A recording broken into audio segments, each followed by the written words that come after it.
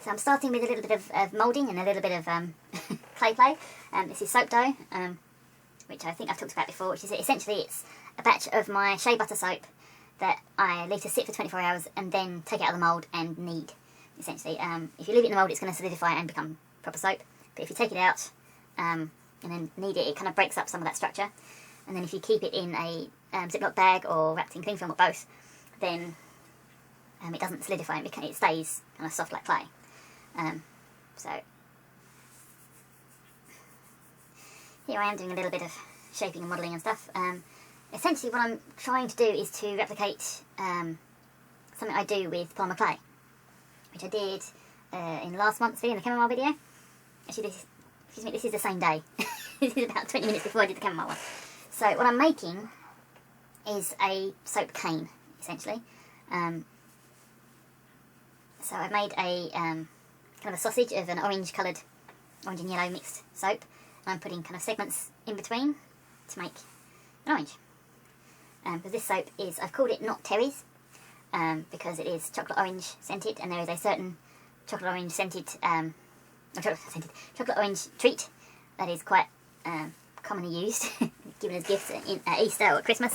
And yeah, so the advertising used to be, I think it was Dawn French who did the advert, and the advert was, it's not Terry's, it's mine. So that's where I'm going with this one. So I've got a little bit of a story to tell about Terry's Chocolate Orange and my brother. At Christmas we used to get a kind of big knitted stocking for Christmas morning, and invariably it would be full of nuts and our favourite chocolate at the time. Normally mine was Ferrero Rocher. I can't remember what brother used to have. My brother used to have Matchmakers or something like that. And then nuts and things, and at the bottom you'd have either a chocolate orange or a clementine. And this probably I think the last year we had a chocolate orange. And I'm assuming that Santa delivered it fairly late at night, because it was always there in the morning.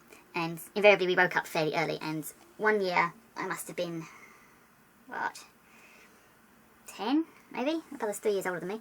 No, he must have been, we were both fairly young. He must have been 10 or 12, so that makes me about 7 or 8-ish.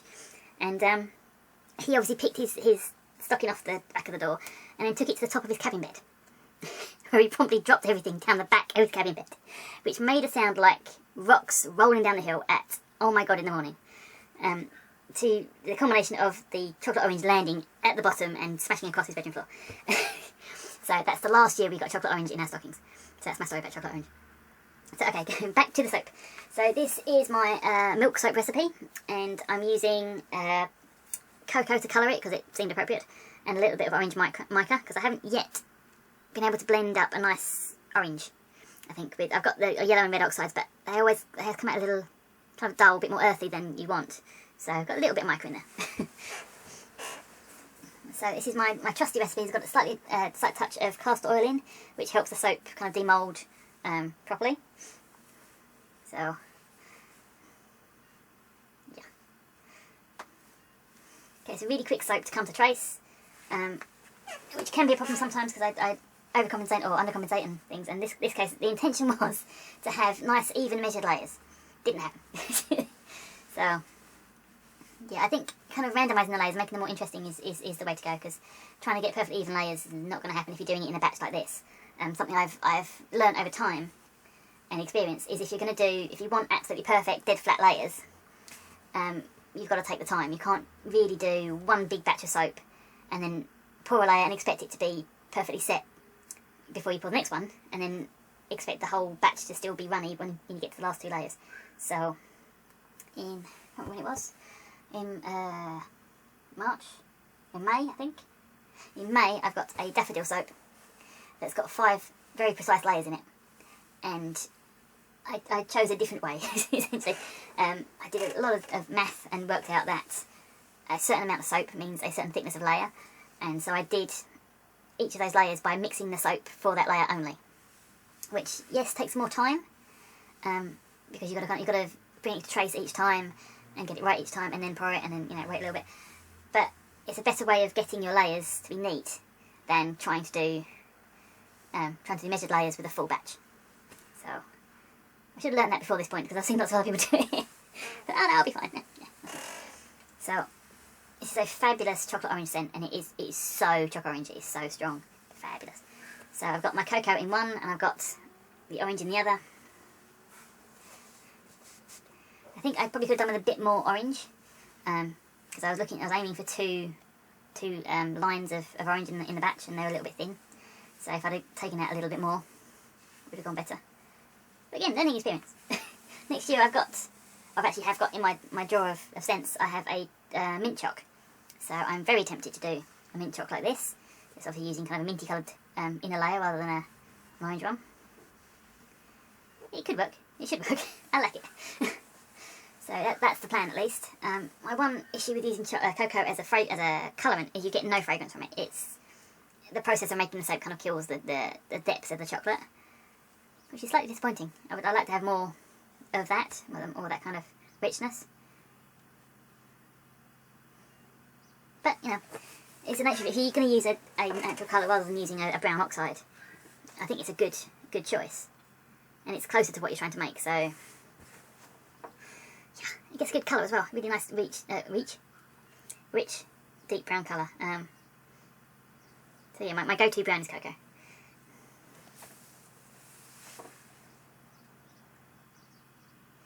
So you can see I'm trying to get an appropriate amount of thickness in this cocoa before I pour it.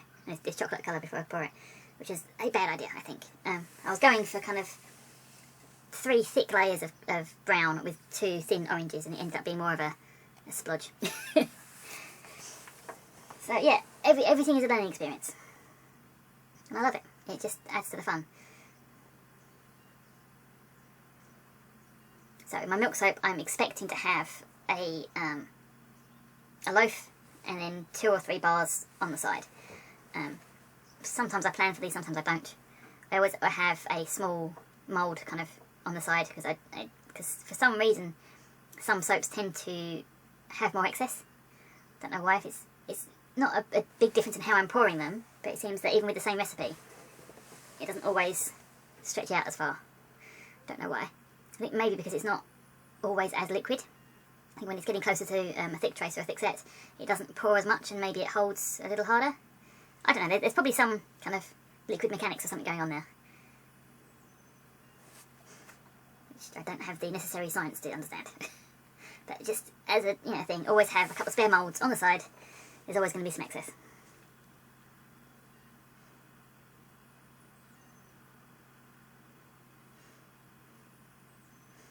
Now here I'm trying to get this even layer by pouring over the back of a spoon, which does work, but then the next layer is a bit thicker, so it kind of squishes it out too much. Yeah, definitely could have done with more orange. But I'm very much tempted to do another ice cream bowl kind of design. For the Canadian soaps, I did a rum and raisin design that was shea butter with rolled soap balls that look like ice cream, so I'm very tempted to do something like that for mint choc, because I love mint choc ice cream. So it's just another idea. I have too many ideas running through my head, and it's taken too long to solidify what I'm doing for this year. I don't want to think about next year, really. So essentially I've got 2 soaps per month, except for one month I've got 4 in a row, and I've got 3 in a row in another month. So yeah, which is fine, because soaps don't take that long to do, really. It's down to kind of preparation. With my milk soap, because I make it with ice cubes, with frozen milk, it's done then and there, so I don't have to wait for the lye to cool down.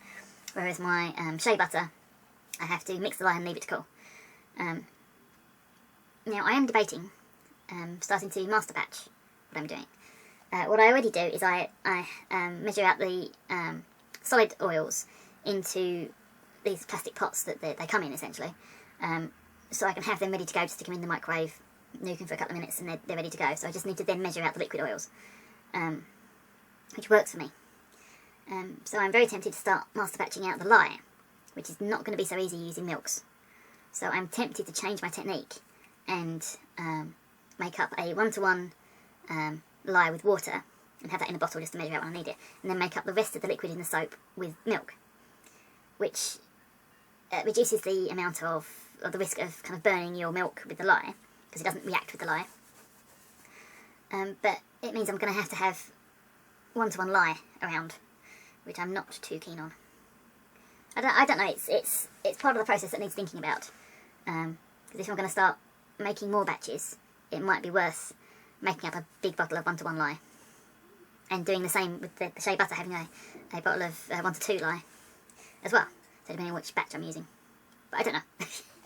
At this point, I've got half of this year's soaps made already, so I don't feel the need to rush anymore. So I'm filming this just after Christmas, and I have, yeah, I'm up to May, I think. So I can slow down. I can do just 1 or 2 soaps a month, and that'll keep me going. And it's now down to how fast I can sell them, because there's only so much room I've got in storage to keep the soaps. So it's balancing out how many I've got on the curing rack, how many I've got wrapped and ready to go, and how many I've got waiting. All good fun. Shouldn't have to think about these things so much. But that's kind of the nature of making it more of a business than a hobby. So I don't necessarily know what I'm going to be doing next year. So by the time this video comes out, I might be fully employed and back at school. Or we might still be waiting for the vaccine and bubbling into madness. So, I don't know. I have plans, but 2020 hasn't been a great year. So we'll see what happens. We'll see how things change, if they change, and if we can do anything about it when they do change. So, right, okay. Got a bit moody there. Back to the soap. So, I'm using a little bit of sweet almond oil with these drizzles, and I'm adding way too much. Again, my drizzles are more splodgies. So this caused a little bit of cracking on the top of the soap, which was covered by the finish in the end, but there was a little bit of cracking. And because I added so much, it all kind of bled into itself, so it didn't have that kind of feathered effect I was going for, so it didn't look as good as I wanted.